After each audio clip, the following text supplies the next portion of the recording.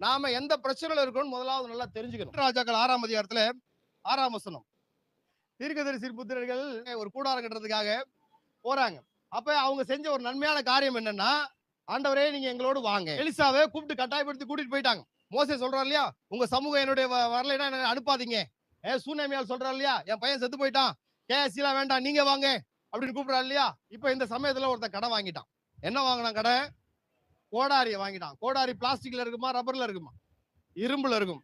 அவன் ஓங்கி ஓங்கி வெட்டுறான் பாருங்க, வீடு கட்டுற அந்த ஆசையில ஓங்கி வெட்டினதுல அந்த கோடாரியோட தலை தட்டுக்குள்ள போய் விழுந்துருச்சு யோர்தான்ல. கடன் வாங்கினா திருப்பி கொடுக்கணுமா இல்லையா? கண்ணுக்கு கண், பல்லுக்கு பல், ஜீவனுக்கு ஜீவன், ரத்தத்துக்கு ரத்தம், சூட்டுக்கு சூடு, தழும்புக்கு தழும்புன்னு போட்டிருக்கு பழைய ஏற்பாட்டுல. அப்ப இவங்க எல்லாம் ஒண்ணுமில்லாதவங்க, இவங்க போய் எப்படி கோடாரியை கொடுக்கறது? அப்ப இவனுக்கு என்ன பிரச்சனை? கோடாரியை காணோம், திருப்பி கொடுக்கணுமா இல்லையா? அப்ப எந்த இடத்துல விழுந்த?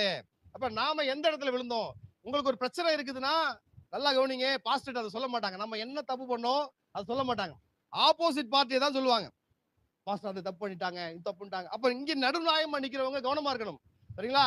நீங்க ஒரு இடத்துல திருப்பி சொல்ற இடத்துல நிக்கிறீங்கன்னா, ஒருத்தன் ஒரு கண்ணை பறிச்சுட்டானுங்க, வேமோ ஐயா என்னுடைய ஒரு கண்ணை அவன் பறிச்சுட்டான், அதனால அவனை கொன்றுங்க. தீர்ப்பு சீக்கிரமா சொல்லிடக்கூடாது. ஏன்னா 2 கண்ணும் பறிபோறவன் வந்துகிட்டே இருக்கிறான்.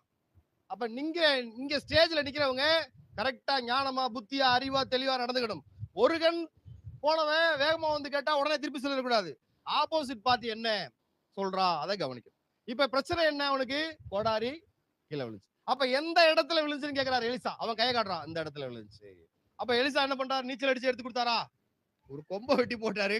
இரும்பு மிதக்குது, கப்பல்லாம் மிதக்குது, இரும்பு மிதக்குது. அப்ப நீங்க எந்த இடத்துல விழுந்தீங்க? சரீரத்துல விழுந்து போனீங்களா? உள்ளான மனிதர்ல விழுந்து போனீங்களா? பணத்துல விழுந்து போனீங்களா? இல்ல வேற எந்த விஷயத்திலாவது விழுந்து போனீங்களா? அதனாலதான் இந்த பிரச்சனை. அதை தெளிவு, திட்டமும் தெளிவுமா உங்களுடைய மேற்பற்ற மட்டும் தான் சொல்லணும். ஊரு ஃபுல்லா சொல்லிருக்க கூடாது. ஏன்னா பக்கத்து வீட்டுல நிறைய ஆல் இந்தியா ரேடியோஸ் இருக்குது. எந்த இடத்துல விழுந்தீங்க? அவன் பாருங்க இந்த இடத்துல தான் விழுந்தேன் அப்படின்னு விழுந்துச்சு. கோடாரி எந்த இடத்துல விழுந்துச்சான்? யோர்தான்ல விழுந்துச்சு. யோர்தான் பாருங்க அறுப்பு காலத்துல கரை புரண்டு ஓடுமா. யோர்தானுக்கு இன்னொரு பேரு மரண ஆறுன்னு பேரு. அந்த மரண ஆறுல அந்த இரும்பு கோடாரியானது எப்படி மிதக்குது? நாம எந்த இடத்துல விழுந்தோம் நமக்கு தெரிஞ்சிருக்கணும். நம்ம எந்த இடத்துல வீக்கா இருக்கிறோம் நமக்கு தெரிஞ்சிருக்கணும். அந்த எந்த இடத்துல வீக்கா இருக்கிறோமோ தேவன் அந்த இடத்தை ஸ்திரப்படுத்த உண்மை உள்ளவராக இருக்கிறார். எந்தெந்த இடத்துல திறப்பு இருக்குதோ அந்த இடத்துல நம்முடைய திறப்புக்காக உங்களுடைய மேய்ப்பர் இன்று ஜெபம் பண்ணி கொண்டிருக்கிறார். திறப்பு அடைக்கப்படும். சாரமுள்ள சாந்தால் நீங்க மற்ற இடத்துல போய் பேசிங்கன்னா சாரமற்ற சாந்த பூசி அனுப்பிச்சு விட்டுருவாங்க. அது 2 நாள்ல மறுபடியும் பிச்சுட்டு தண்ணி எடுத்து வெளியே வந்துடும். அப்ப சாரமுள்ள சாந்த யார் பூசுகிறார்கள்?